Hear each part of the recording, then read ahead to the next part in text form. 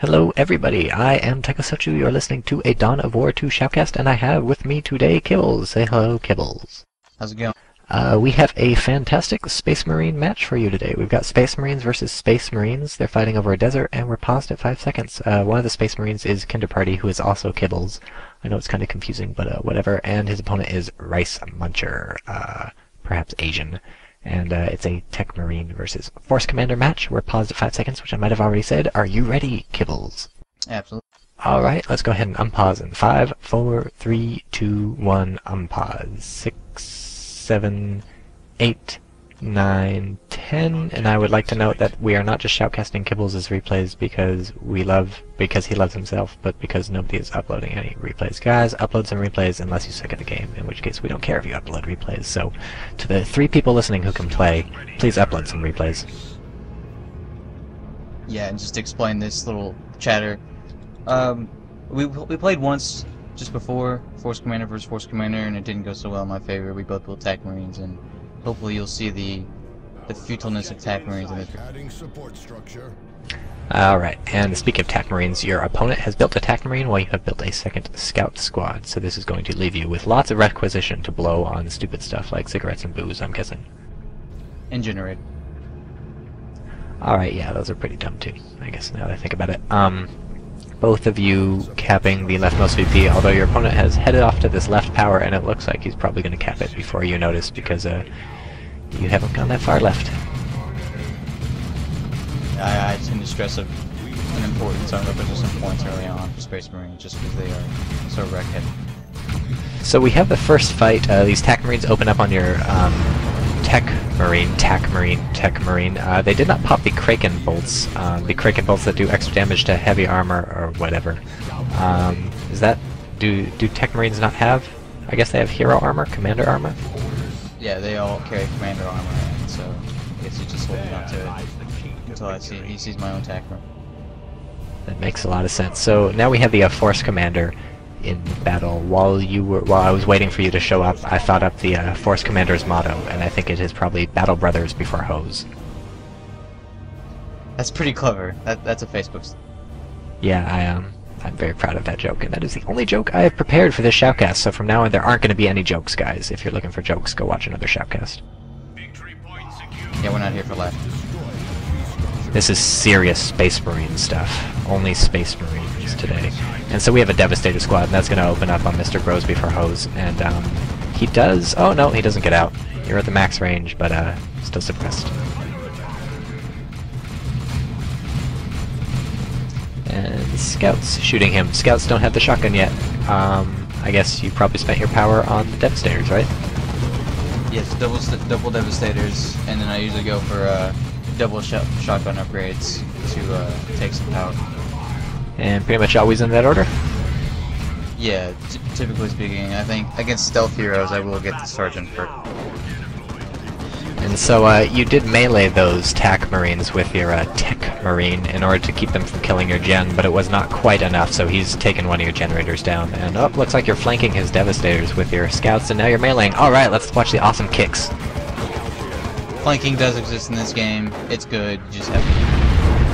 Those are some really interesting kicks by the Scouts, I would say, because they managed to draw blood from power armor, which I guess they must have, like, amazing legs. They probably work out. Have you seen Bruce Lee? Have I seen Bruce Lee? Not lately. No. Well, I hear he in the probably past lives in a different city. And all the Scouts can manage Bruce Lee. So, pretty aggressive play, I'd say, by you. You've got 2 Scouts up in your opponent's grill, actually not attacking the generators, and then 2 Dev Squads up in your opponent's grill, which will soon be attacking the generators, I guess, if his Force Commander ever gets the heck out of there. Yeah, I'm not afraid of what he's fielded, so I'm going to move in and try to take some generators. Once again, I'm looking to kill the node and take the points. It's pretty interesting that you want to take the node right outside his base. Most people would try and kill the gens, if not for the ones slightly closer to them, then at least for the ones that are right in front of the opponent. And RiceMuncher probably not too happy about this going on right under his nose. Looks like you are attacking the gens. Usually I will try to cap it, but I don't have the Tech Marine up, and I'm not about to let the Scouts get in there and deliver the unnecessary fire, so I decided to take it.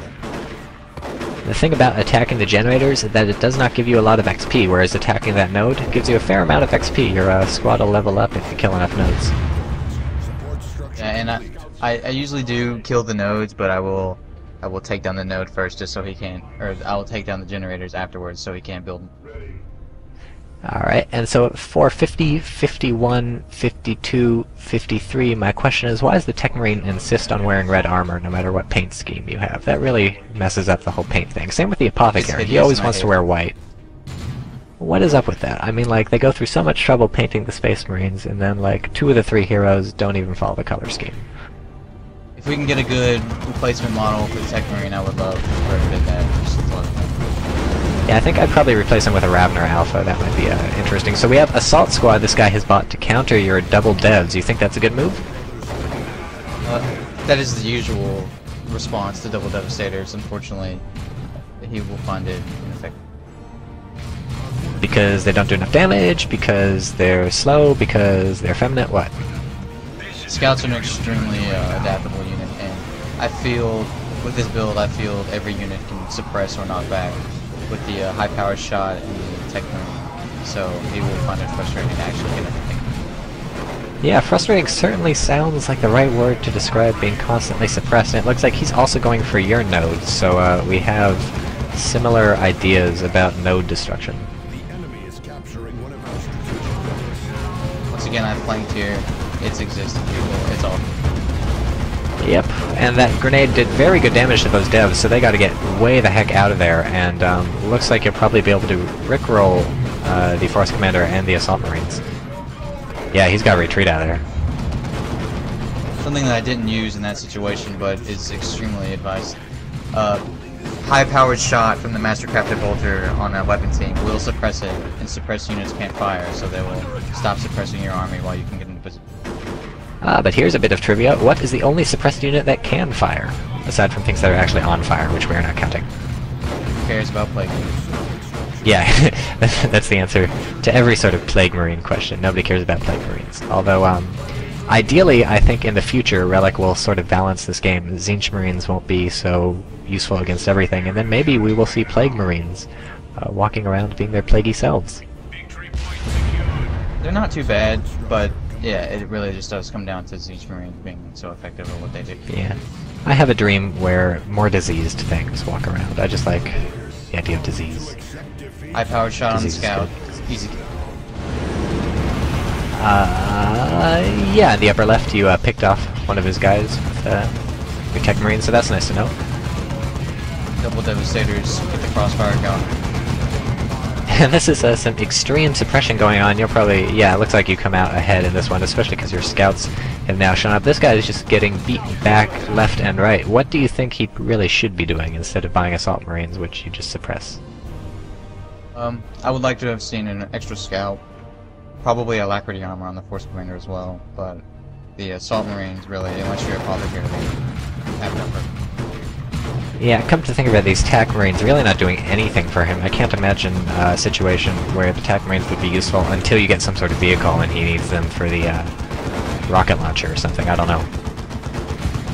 Yeah, they're really just, as a tier 1 unit, very poor in performance, easily suppressed, very few targets, so I would like to see them. As Josh hinted at in our interview, there will be an interesting change in them, so it'll be something. Yeah, I was thinking about that. I think the interesting change will probably be giving them jetpacks, and then they'll just turn into Assault Marines, right? Probably right about it, right? Right? Alright, confirmed. Jetpacks. See if I get the high-powered shot here on the Devastator. Oh, no, he's... You're suppressed, so, yeah, there it is. Oh, there's the shot off, and so that does suppress them. It's interesting that one shot will suppress people. It's like a magic sniper or something. Magic bullet. I will like to keep it usually over the plasma gun upgrade, just because the plasma gun upgrade has a ridiculously high damage reduction modifier, and that's dangerous.